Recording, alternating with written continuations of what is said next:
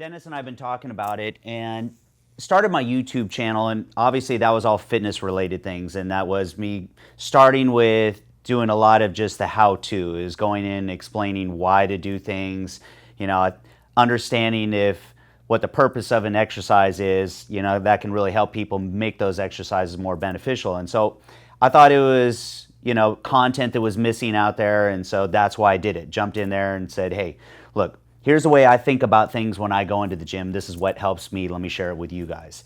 So I did a lot of that, but I'll be honest, I don't consider myself a fitness person. I've been doing it a long time. I've been doing it over 20 years. I've been in the gym training, and I've learned a lot. It's been something that I put a lot of energy into, obviously with BPI Sports.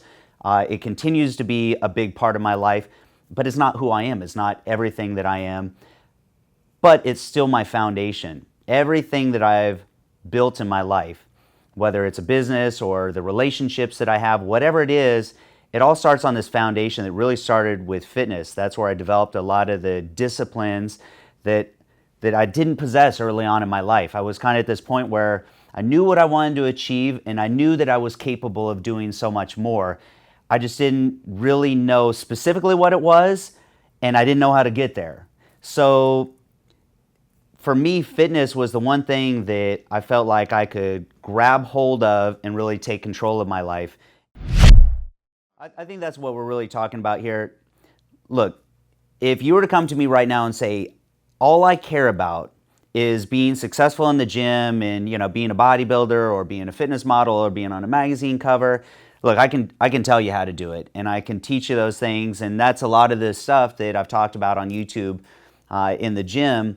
I think this is kind of going maybe to the next level. It's talking about success in general, and it's always going to be rooted in fitness because that's my roots, and that's what I always go back to, and that's why I use so many metaphors from the gym.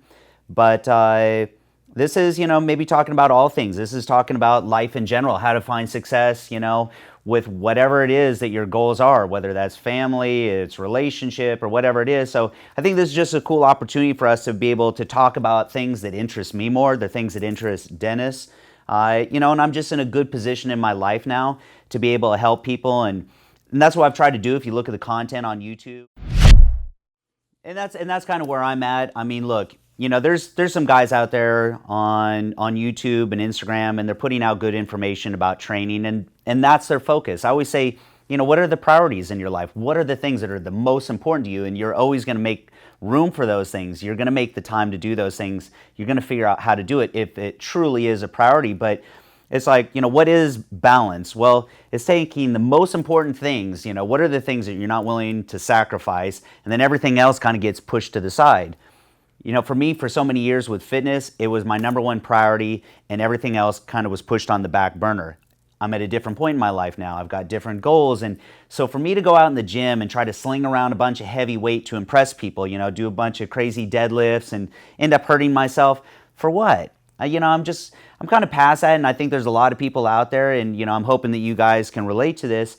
They don't necessarily care, not trying to be a professional bodybuilder, just want to get in great shape, feel good about themselves, find happiness, find fulfillment, find success in other areas of their life, figure out how to balance and fit all that stuff in. And I think that that's where I've done a good job. In your career, you want balance, right? You want this career where it feels fulfilling, you feel like you're making a difference, you feel like it's something that you're passionate about.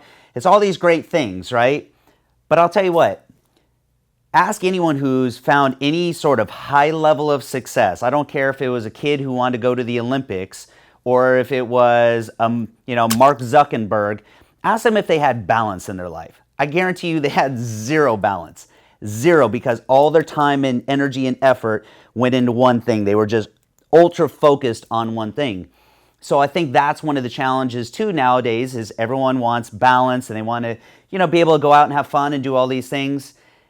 And I'll tell you, if you want to achieve a high level of success, if that's your priority, you're probably not going to have that much balance. So it comes down to recalibrating a little bit and saying, okay, what are my priorities?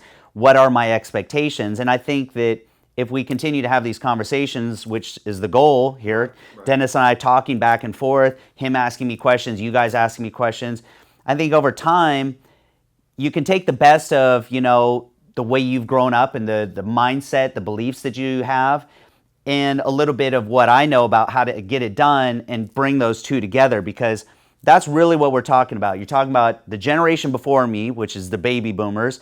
They were all about hard work, right? Hard work, 9 to 5, grind, grind, grind, and you can achieve the American dream, and you can get married, and you can have, your house, and, statistically it was like 2.5 kids or whatever it was. But they were all about hard work, and they were super disciplined, and they had grit, right? They weren't afraid to work. They didn't complain about shit. Now, you go to the other side, the difference with millennials is they have this awesome outlook on life, that all things are possible, right? We have the opportunity, just to be and very we do frank, have the opportunities. Yeah? We do have the opportunity, but, raised to believe that it's like whatever you want to do, you can do it. And you saw people do it. You've seen, look, Bill Gates, and, Steve Jobs. They were actually, believe it or not, they weren't even Generation X. They were baby boomers, but they still were pioneers. And they created this technology, and you saw them build these amazing companies. Then you had the next generation come in that, 20-year-old, high school dropouts becoming billionaires. So you've seen people do it. It's possible. So on one hand, you had a whole group of people that say, hey, we know it's possible. I want to achieve it. I want to do something I'm passionate about, something that I love, something that's fulfilling, just not quite sure how to get there. And on the other end, you had a bunch of people that were all about hard work and about grit, but they didn't have that vision. They had a very limited mindset.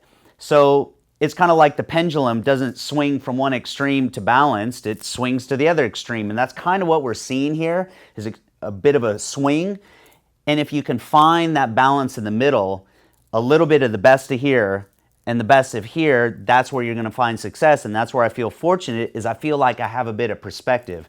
I've seen this, I grew up in this, and I've seen this and I grew up in this. And I think that's probably what I have to offer, because I'll tell you, I don't think there's a lot of secrets. All the things that you think are secrets to being successful, they're not secrets. They're all the stuff that it's right in front of your face. Matter of fact, like all the cheesy Instagram posts, look, a lot of people post this stuff and they want to believe it, and they post it with all this confidence, like, yeah, this is how I live my life. But they don't believe it, because deep down they're like, I'm not really sure if this is true. It sounds really awesome, and I'm going to post this because I want to be inspirational and I want to motivate people. But deep down, they're not really sure if this stuff's really going to work. But it does work. So that's a lot of what we'll talk about too, is, over time, is, ultimately it boils down to, confidence in yourself. Look, here's the thing about balance. There's, I said it the other day when we did a live feed on YouTube. There's no such thing as finding that perfect balance and then just locking it in place. It's ongoing. It's every day. It's almost every moment of every day. It's having to make adjustments, because maybe one day you've got something that's a high priority and something else, kind of falls off a little bit. So the next day you come in and you reprioritize, and the thing that you neglected, you put more attention into. So you got to look at balance not just as a daily thing, although it requires daily adjustment. You got to look at it over a bigger period of time, because I'll tell you, there's days I feel way out of balance, that I put more time and energy into work than into anything else. There's times where I'm on my fitness goals where I feel like I'm way out of balance, where I put too much attention into my fitness goals and not into other things. But if I look at things over a period of time, it's kind of like that 30,000 foot view, right? It's all about perspective. Life's about perspective. So when you rise up above it and you look down on it and you say, okay, maybe I have balance over a bigger period of time, over a month or over a year. And so ultimately that's what I strive for. And, recently I did this road trip, got in my 67 Chevelle, drove across the country and slept on the side of the road every night. And it was awesome for me. It was like an escape just from everything. And people were hitting me up saying, hey, how did you eat? How did you train? I'm like, I didn't. I barely ate at all. I think I, would have a breakfast and dinner, and that was it. And dinner was out of it was one of those, MREs. It's like a backpacking meal. So yeah, it didn't fit my fitness goals, but that's okay. That week or, whatever it was, 10 days, it's okay to fall off and reprioritize and say, hey, I'm going to focus on this right now. I think, and just kind of getting back to it, speaking about balance, like, for example, I'll just use myself as a personal example. I know a lot of people will see themselves in these, funny comment, by the way, 2010, 10, 15 for president. The James Grage rep range. But look, I've moved from doing, being a social media guy here to a creative director role here, and kind of really getting to do whatever I want here and test it. You've never told me no, not once. I always say, show me what you have. Make sure when you test it, you stay consistent and everything. Because of that, because of your help, because of Dee's help, I feel like my career is going up right now. I mean, like I'll say it's at an 8.5. I'm very happy with what's going on. But you know, my fitness, my personal life, let's say it's at a 5. Because in my life, I had a lot of fun when I was younger in my 20s and everything, and I didn't really take my career for whatever because I said, hey, look, I'm talented enough. I'll go get a job anywhere. Came out of college, and I felt there's no rush. I was one of those kids. It's like, once I start working now, I'll have to work for the rest of my life. So let me goof off for a couple of years. Right. And with that, I said, you know what? I'm going to concentrate fully on work, cut out my friends, cut out a social life and everything. And it's really affected just myself, you know, and we talk about this word a lot too, but my confidence has wavered from that. Well, look, and you know, and I think that's what you did with your career from, you know, play hard and do it for a period of time. It's like, all right, I've neglected all this. Now let me do the opposite. Exactly. And I see the same thing, you know, going back to the gym, you see the same thing with people with their workouts or their nutrition plan. You see these swings, right? It's like pendulum. It's this extreme, right? It goes from extreme high to an extreme low and back up. And, you know, that's where the term yo-yo dieting came from, because people would lose a bunch of weight, they'd get really disciplined, and then they'd fall off. Anyone who's been in the fitness game can relate to this. When you pursue something to an extreme like that, it requires so much energy, so much focus, so much discipline. It's just not sustainable to do it at that high level. And to represent that is a misrepresentation, because it's just not sustainable over a long period of time. Maybe you can do it for a year or 2 or 3, but you're going to sacrifice other things. And so that's what I learned over time is I would rather try to even out those highs and lows, and so I don't ever do anything crazy. I don't go to an extreme because I know there's always a backlash to it. So, you know, and that's the same thing that I think I'm at this phase now, and I think that's what I have to share with people is, look, you can balance all these things. You don't have to neglect your health and fitness in order to be successful in business, and you don't have to sacrifice your relationship goals because you want to be successful in business, or vice versa. There's a way to fit it all in. But here's the thing, guys.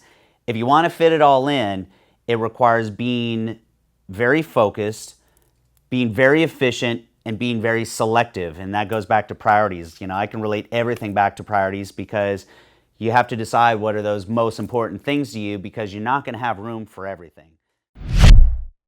Look, I've been through all of it before. I've had all the nice stuff, you know. I've been in a position where I can afford any kind of car that I want. If I want to drive a Lamborghini, I can drive a Lamborghini. It didn't suit me, and I felt like if I did it, it would have been inauthentic. And not to overuse that word, but it just wasn't me. I would be doing it for show. I'd be doing it for what I thought other people would think of me, not because I really wanted the car, because I liked the car or appreciated the car. So, you know, I'm in a fortunate place where I can do what I want to do because I want to do it. But that's basically what social media for, like, let's get back to the millennials. We do care. The only reason we have social media is because we do care what other people think. And some of us care way more than what other people think than what we think of ourselves. And that's a kind of a halting point for everybody's success. Well, so here's, you know, look, and I don't know if there's an alternate path here. You know, for me, I'll be really honest and say that in order to get to the place that I'm at now, to not care about, you know, what kind of house I live in or what kind of car I drive or what kind of clothes I wear or what people think of me. And it's not this, hey, I don't give a shit what anyone thinks. But no, I do give a shit. I just care about what a very few select people think of me, because those are the people that I care about and that I respect and have relationships with. But it's almost like it had to come full circle. Like, because I had that insecurity, because I grew up with nothing.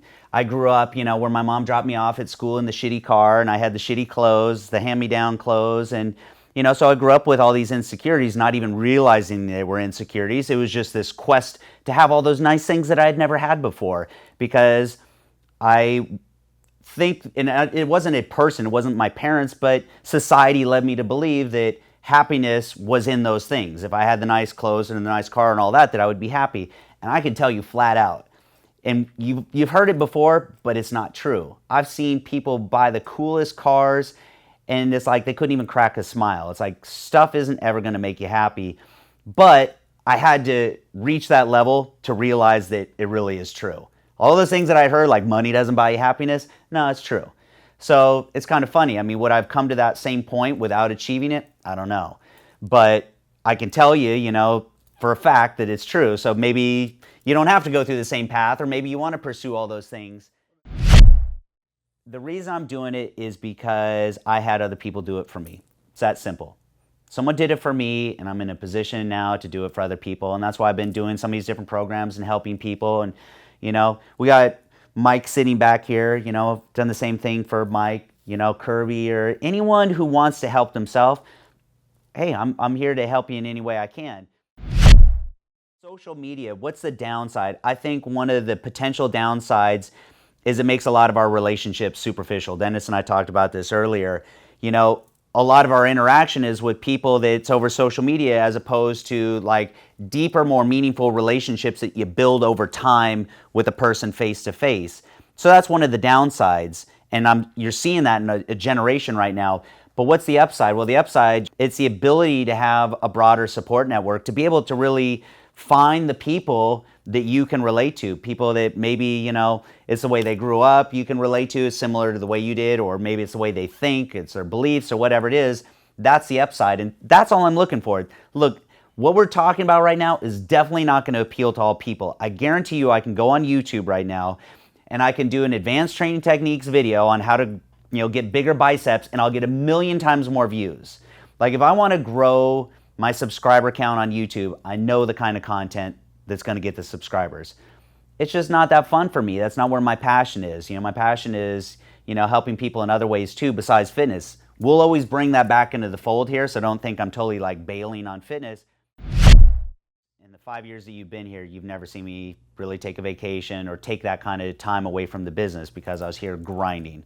And I hear that word overused on social media. It's the grind, it's the grind. No, it's a grind. It's not a pretty word. It's not a... No, it's tough, and it's taxing, and it just takes so much of your energy to make something come to life. I actually do like the word manifest something, because that means you're taking something that's an idea, it's this thought, and you're making it real. And that's an amazing thing, and that's what I love about this world. It's creating, it's building, and that's a fun thing, and I enjoy that. But it takes a lot of energy, and so I've invested so much energy, so much of my focus in this one thing, that it didn't leave room for a lot of other things. And there were things that I sacrificed along the way, and some things that I forgot along the way. And one of those things that I forgot was kind of who I am at the core. If one of my friends from, actually my buddy George, who went on this trip with me, we've been friends since we were 10 years old. He came here to the office once, and people are coming into the office. I'm signing off on approvals and talking about all these things. And he's like, dude, this is weird. He's like, this is just weird. I'm like, what's so weird about it? He's like, I don't know. There's James that I know, and then there's like this business James. He sees like a 10-year-old James signing paperwork, Yeah, and it just was so weird to him. But that 10-year-old James kind of got lost along the way. It's like my son, who happens to be 10 now, we were having a conversation, and he was just like, well, he's like, you don't exactly laugh as much. And I was like, it's like when you're working that hard and you're that focused and you're putting so much of yourself into something, it sometimes can suck the fun out of you. And so that's what I was trying to find was, go find that, I guess, inner 10-year-old again. Mm-hmm. And, kind of shrug off some of the responsibilities and just say, fuck it. Spoiler alert, did you find him? Did I find... Yeah, I did. And I remember what it was like to go off and just have an adventure. And that's what it was, an adventure. And, and it wasn't all about fun, because go Google adventure right now. If you're at your computer, Google adventure and tell me where you see the word fun in there. It's not about fun. It's about excitement, and it's about unknown, and and that's what I was looking for, and I definitely found that. We captured it all on video too, so I got to, at some point sit down and piece that all together, because it was a crazy, crazy experience. Yeah. It was pretty wild. And that's what life is. Life is wild, and I'll share one thing that was a big takeaway, and I don't want to spoil whatever this video turns out to be, but the big takeaway for me was that there's got to be this balance between your structured world, right? And that's what I was trying to escape. With all this discipline, I've created these habits, and that's where you find success, is from habits and being, consistent, being disciplined, and almost a little bit robotic. I made a post earlier today on IG stories, and I was talking about it's okay to be a little bit robotic. Talk to Jay Cutler after winning 4 Mr. Olympias, and he'll tell you, my life was a little bit boring. Like, I was eating and I was training, and it was like that was his world, and he was super focused, super disciplined, and put a ton of work into it. But it doesn't leave a lot of room for other things in your life. So I was trying to escape that and go out and break out of all that structure. Totally unstructured, right? It's like I didn't know where I was going to sleep that night. I didn't know where I was going to eat. I didn't know what was going to happen. Everything was about living in that moment. And that was awesome and that was exciting. But I'll tell you, after 10 days, guess what I craved? Some structure, some normalcy. I felt unanchored. I felt robot. Well, I felt uprooted. I felt like everything was too loose, Right. I'm like, and so I craved that structure. And so that's what I would share with you guys is there is a way to find that balance between, having those disciplines, having that structure, those habits, but then periodically breaking out of it. What's the saying again? Do what thou wilt. Here's what I would say. And this is going back to a generational thing. I think that, millennials as a whole could probably relate to that a whole lot more than, say, a baby boomer could. A baby boomer was all about responsibility and you go off and I actually had, when I was younger, had a conflict with my parents and grandparents because I rebelled against that. I didn't want the 9 to 5, go work for, the government or whatever it was. And they couldn't understand that. And it was only because they were conditioned to think a certain way. And I think, most people today don't think that way. I think, totally different mindset. And it's a mindset that I can relate to. I think, though, that we got to bring it back, though, and bring some of those disciplines in and some of that structure. And that's the missing piece to finding the success.